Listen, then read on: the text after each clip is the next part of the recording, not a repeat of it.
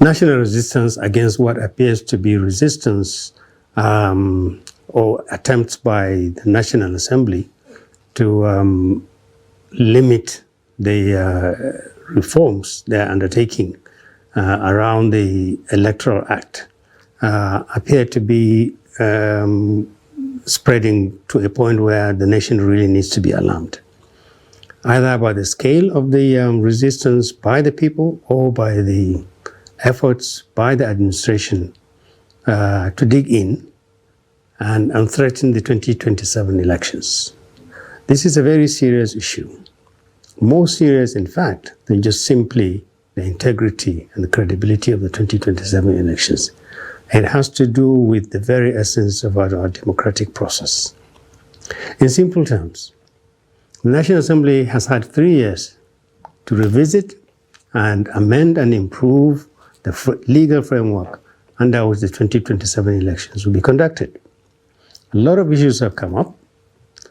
There appears to be some work in some areas, but the single most important reform that Nigerians had hoped that the National Assembly will undertake is to legalize and enforce the real-time transmission of results.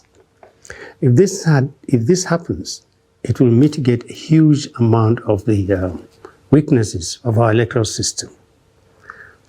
It basically says that voters queue up, they get accredited, they're given polling cards, they press a button, and their votes are transmitted directly to INEC's viewing portal. It bypasses a huge number of steps which constitute threats to the credibility and the votes of people.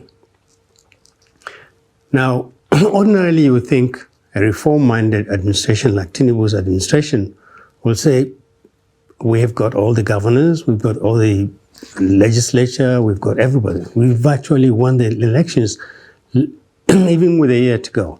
So we don't need to tamper or to limit the manner in which the 2027 elections will be conducted. You'll be wrong.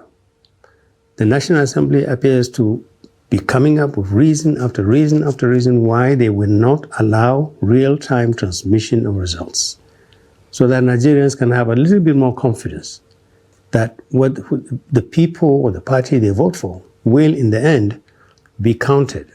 Whether they win elections or not is not the real issue. It is that in democracy, voters must freely choose who they want.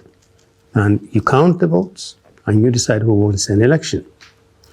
So it's important that the administration recognizes the magnitude and the depth of feeling of Nigerians on this issue.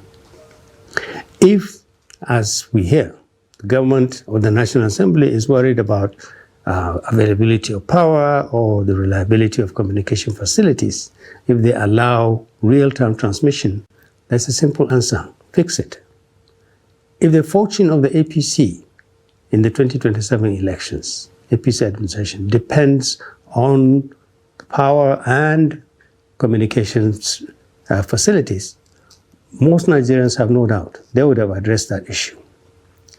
So, in simple terms, fix the electoral process by allowing real-time transmission of elections, or the nation will find consistent resistance and noise and pressure.